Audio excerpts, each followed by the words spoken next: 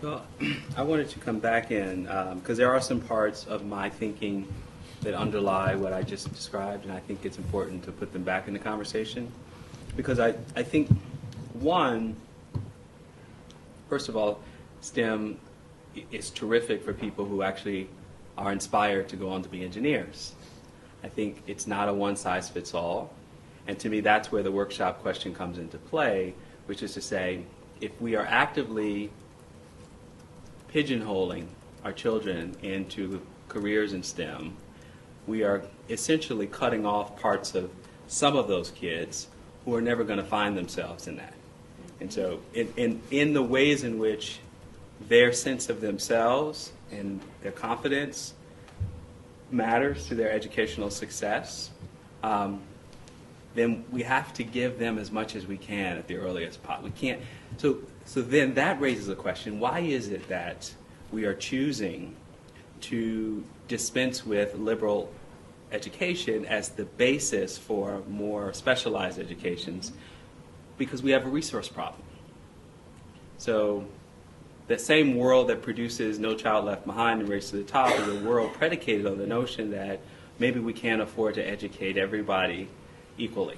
Now, that's not what they're going to tell you, but when you have an education system that is promoting reform on the basis of grants, essentially you're saying we're going to make tough choices here, and we're going to reward the schools that seem to be doing better than the ones that others, and the other ones have to get their act together, rather than a notion that a fundamental right to a quality education across the board. So the resource question, I think this group has to also think deeply about: how do you put that in the conversation where you make more visible the fact that school is expensive, that there's tremendous inequality with how resources are dispensed around the quality of education, and that at the highest conceptual levels, STEM essentially guarantees that there'll be a better match with the workforce and the job opportunities, which is essentially contrary to liberal arts education, right?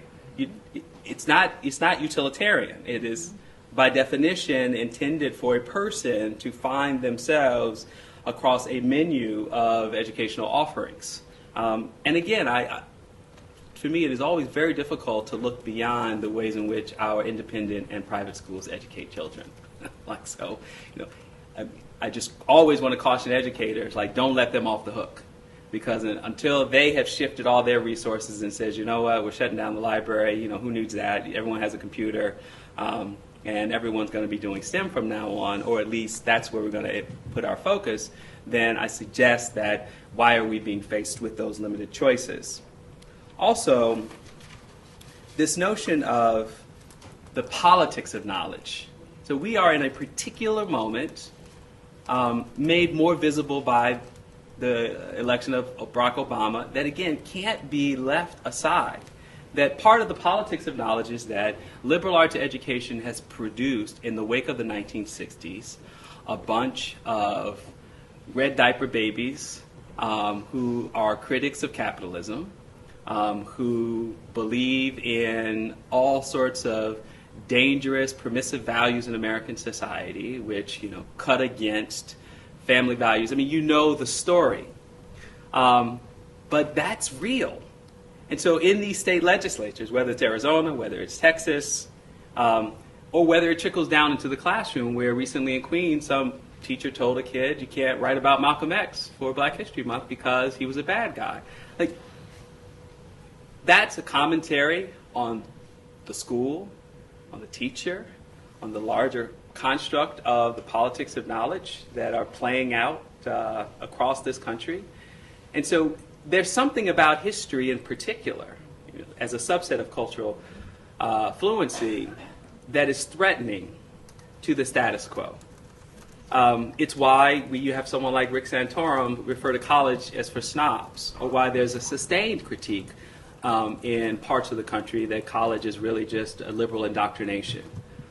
Even if you take that at face value, liberal indoctrination may be the only guarantee we have that in the absence of the exigencies of a capitalist market that will propel many people into the market-based economy to perpetuate the market base, that you at least have people who have conflicted, right?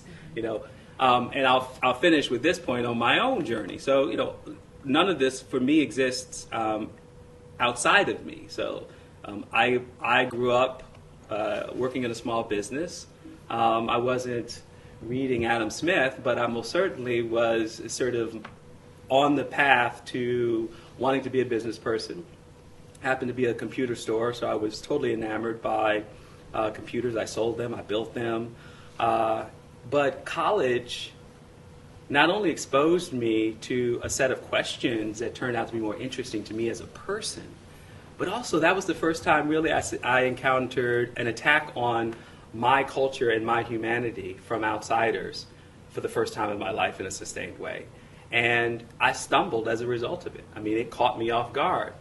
And so a world where Bill Bennett is telling us that we don't need liberal arts education, or where Newt Gingrich is saying kids need to be janitors, or where Arizona legislatures are saying Mexican-American kids don't need to learn their history, is also, to my mind, very clearly an attack on the ability of those kids to challenge the world as it is, to challenge a world that says, your history is less important, your heroes are bad people, and you should stay in your place. And, again, that's not the kind of analysis that's going to pass in a lot of company right now. But I challenge folks to push back enough to say, well, is he right or is he wrong? But that's, I think those kinds of dots have to be made for historical literacy. I'll finally end, and this is something I didn't say last time I was here. Not for nothing, COINTELPRO wasn't just about an attack on black militants, or those who were outwardly critical of the state, but also about grassroots activists who were teaching black history to kids. Mm-hmm. And it was those places that, so you can read O'Reilly's Secret Matters, which is the most thorough look at COINTELPRO today, that in FBI's own internal memos are documenting bookstores, sites of cultural literacy and training. So, one memo says that we have sent agents to cover all the places in Harlem that are promoting African culture.